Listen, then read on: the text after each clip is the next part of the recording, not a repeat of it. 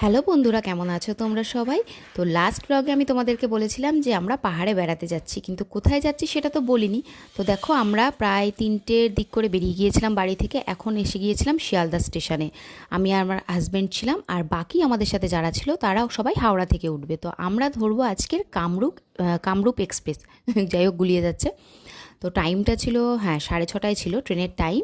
তো আমরা এখানে বসে অপেক্ষা করছিলাম, কারণ আমার ননদ আসবে, আসলে আমরা একসাথে যাব বলে। আর ওইদিকে দেখো কারা এক দল লোক, মনে হচ্ছে সেই রাম মন্দির না কোথায় যাচ্ছে, আমার তো দেখে তাই মনে হলো।